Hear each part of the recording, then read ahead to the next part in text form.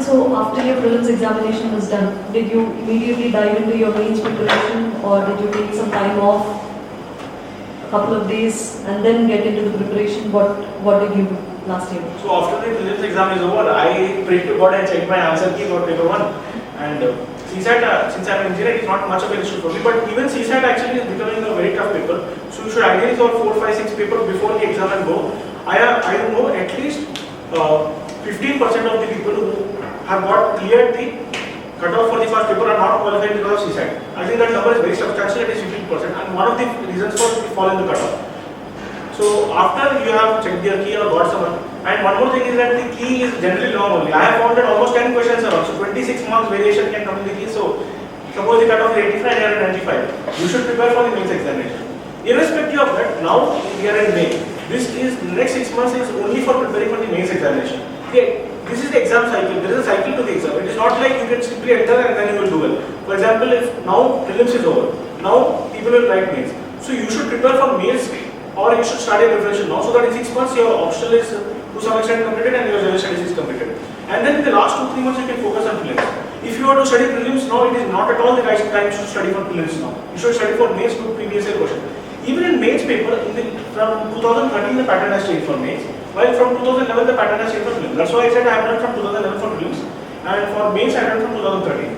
So you should do the past year questions and remember some important points even for mains because the themes are repeated in mains.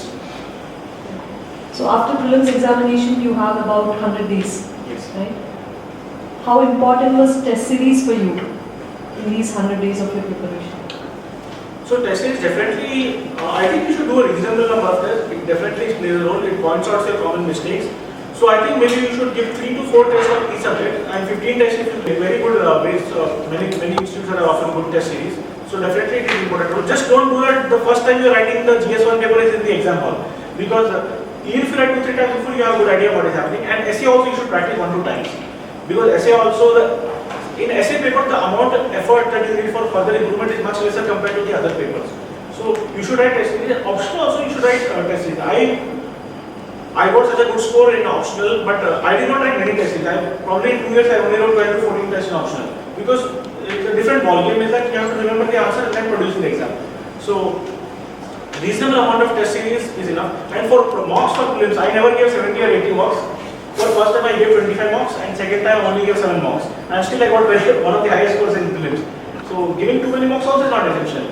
Once you do the PYQs, you will understand where you will get a feeling this statement is wrong. I don't feel that this is right, or some mechanisms. For example, if the trend of some data is steadily increasing in the last 10 years, that statement is likely to be wrong. So if you want to solve questions, you will get kind of this logic that will help you in prelims. Right. Amit, was it challenging for you to finish mains papers on time? So I think that even the people who are writing mains, the level of competition has increased a lot in the last 7 to 8 years. Earlier in 2013 or 15, if you just completed the papers, you had a very good chance of getting good marks. But now almost 70% of the people are still completing the mains paper. So now, apart from completing the paper, you have to do the quality also. So some people say that I will focus on quality, and quantity, because I focus on quality, is not like. Now the exam, it is not that it is a very cutthroat competition. So you have to complete the paper on time and you have to maintain decent quality also. So you must practice test at home. And the thing is that if you can remember some data, that will help you quickly frame the introduction and conclusion. You should not waste more than 10 minutes time on 15 marker and 7 minutes time on 10 marker. So I have a watch that showed the amount of seconds also, and I used to be very consistent that more than 10 minutes I will not give for a 15 marker, and 7 minutes I will not give for a 10 mark. So in the exam, first 7 minutes I would write, then I would write 10 minutes. By 9:70 I should complete second question. By 9:24 I should complete third question. So I used to keep a track of the time like this, and I think that helped me completing the paper with a decent quality. What generally happens is you spend about half an hour to 45 minutes in writing the first 3 questions, and then you don't, right? But for you, right from the first question, you followed a strict time limit. Yes. So if the time is expiring, I will simply conclude the question and move on to the next question. Right. Okay. Amit, now let's get into your optional. Your optional is anthropology, and you said you took around 6 to 9 months to finish the syllabus, right? So did you follow any coaching material notes or did you follow academic textbooks for your anthropology option? I think the biggest role in my anthropology preparation is that the toppers of the last year who got very good marks in anthropology, they have put their notes. And any optional, not only anthropology, questions are similar to the previous year question. Almost you can say 75% congruency is there between this year question and last year question. So, a very good answer is there in the topper notes. I would just add simply 2-3 points from my own, from studying books, referring materials, and get the perfect answer. So there is a thing, a famous statement that the more you bleed in practice, the more you sweat in practice, the less you bleed in war. So I think in anthropology, most of my homework was done at home. And on the day of the exam, I found it very easy actually. Not at all stressful to write the exam. And in paper 1, I got 166 out of 250. In a descriptive paper, I think I am only surprised by my score a little bit. So, what did you do right in your paper 1 that you scored such high marks?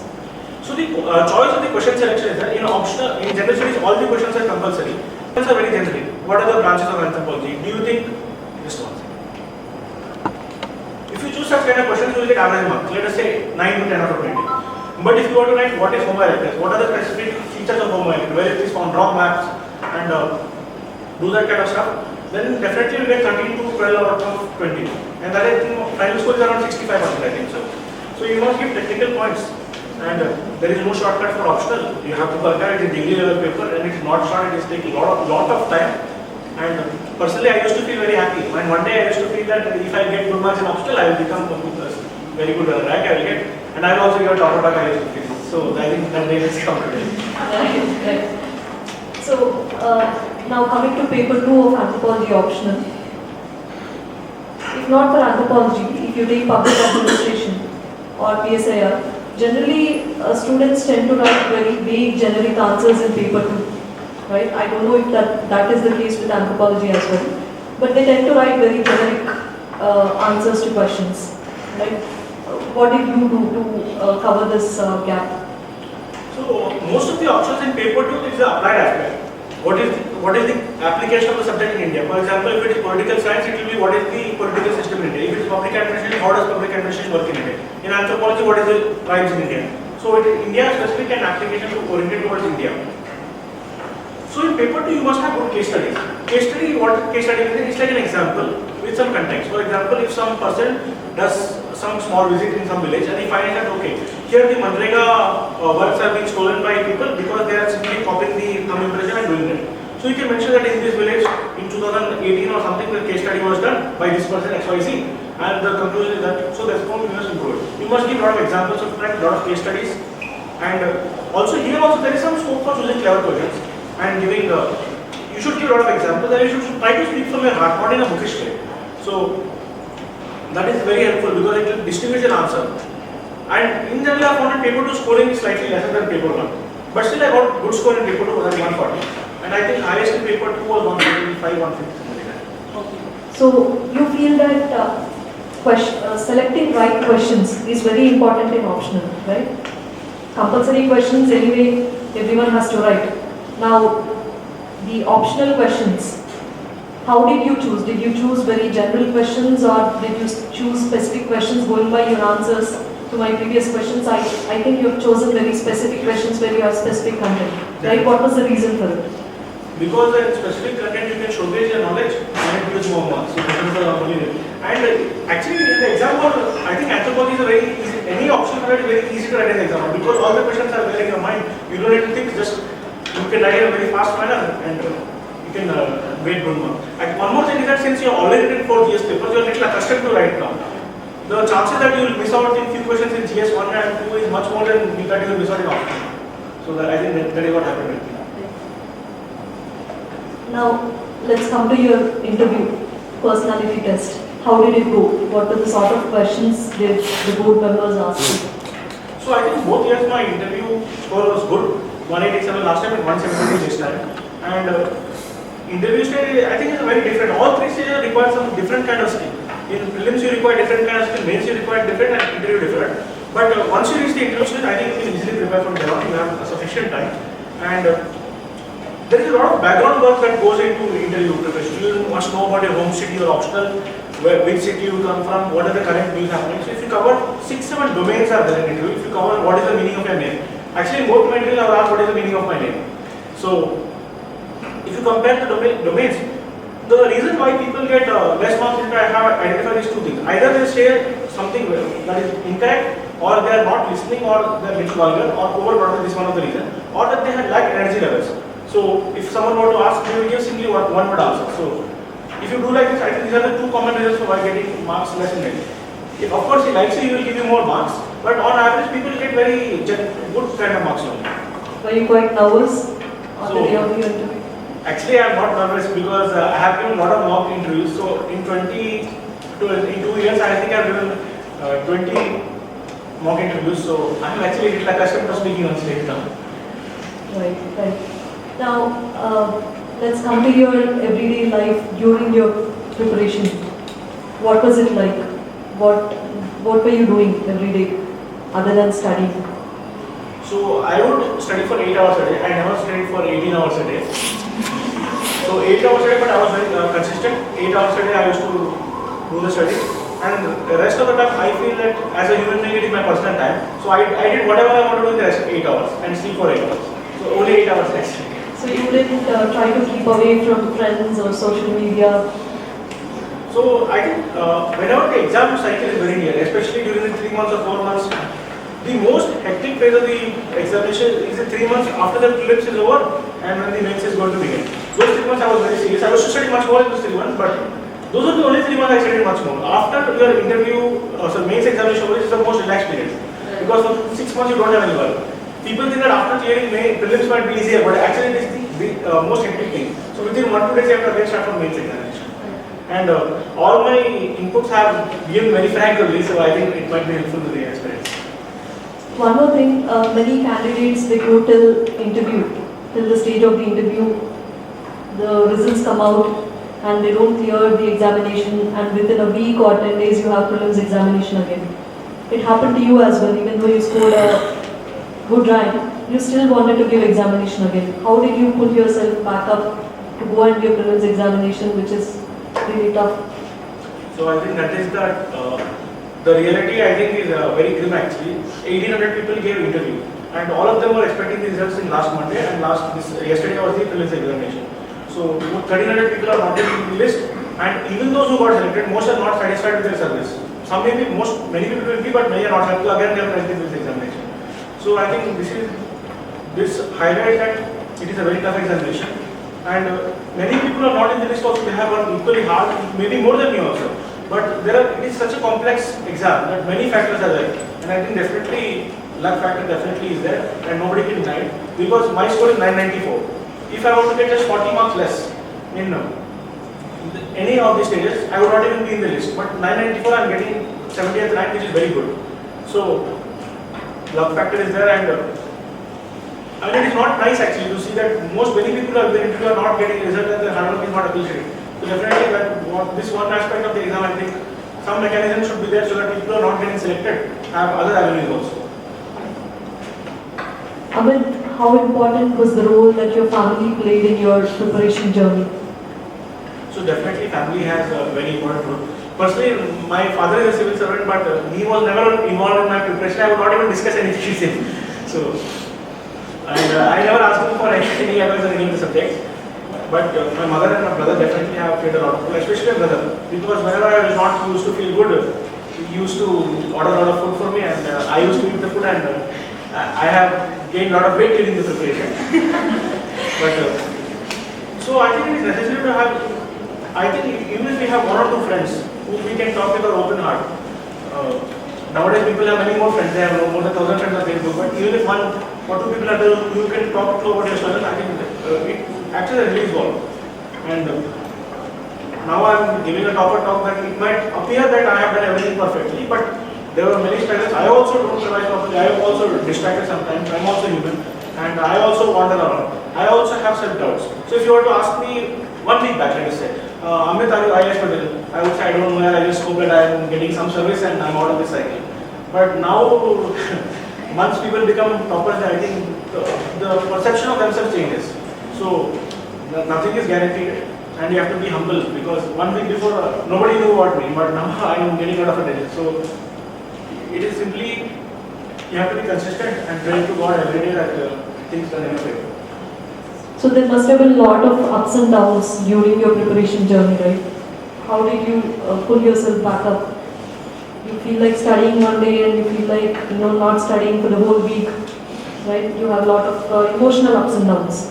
So for example, many people who are doing preparation, they will write a mock exam for prelims. They will get 54 out of 200 and then they will feel very disappointed that they are not fit for the UPSC. So the mock paper might be very tough. You should revise and you should attempt another mock paper. Suppose you get 89 out of 200, that definitely acts as a confidence booster. So whenever you get less marks in a mock, you give another mock and revise both the mocks and then you will feel much better. Learn from your mistakes. So for example, I had revised almost all my mocks and that is very essential. This I think again comes back to the point that you have to set reasonable targets. If you don't set a target, you will not get external motivation. By seeing top or down, motivation comes when you are able to achieve the targets.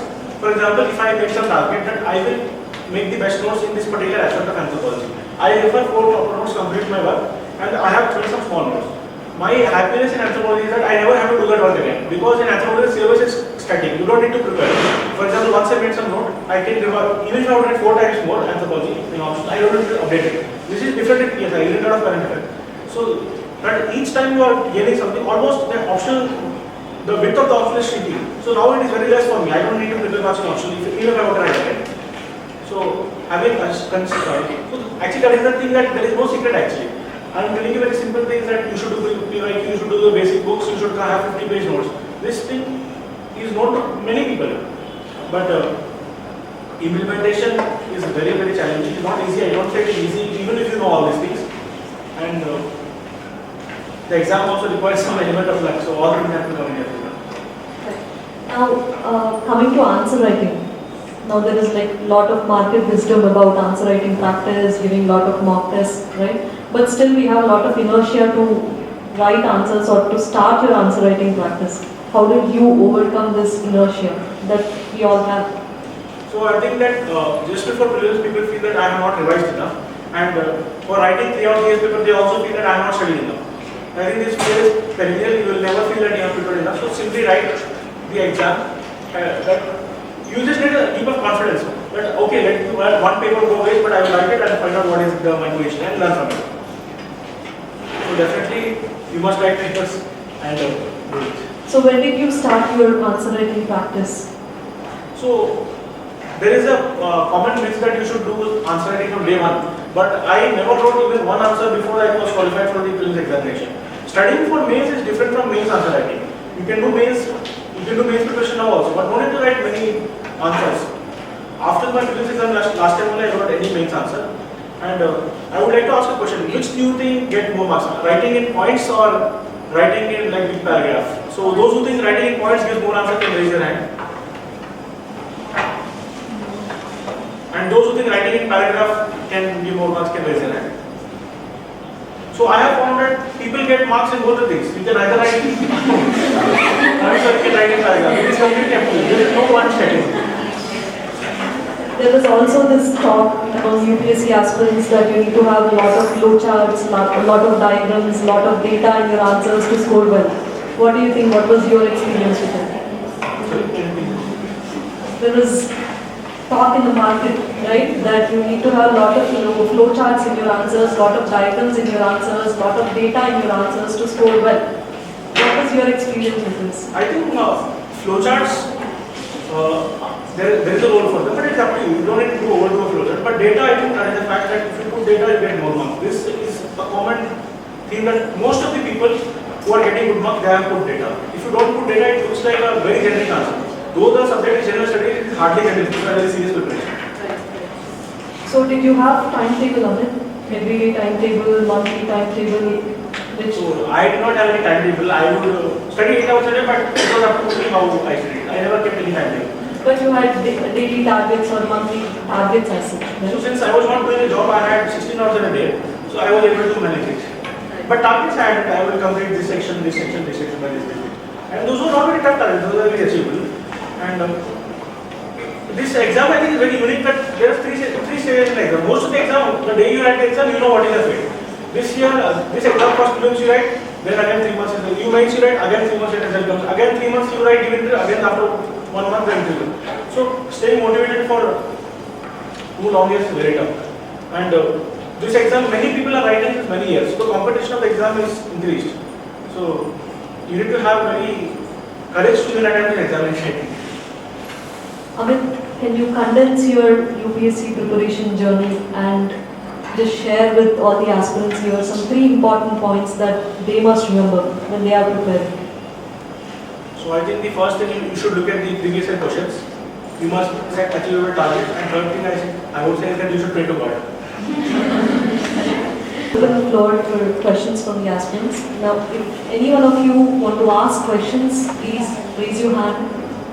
You said you choose only specific questions in optional.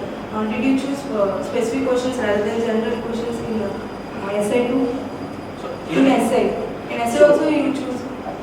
In essay, that there is a national evolution that is happening. That earlier they used to ask substantive topics. What are the problems of judiciary? Is federalism under threat in India? Things like that. But nowadays, the entire all 8 options are coming from abstract topics.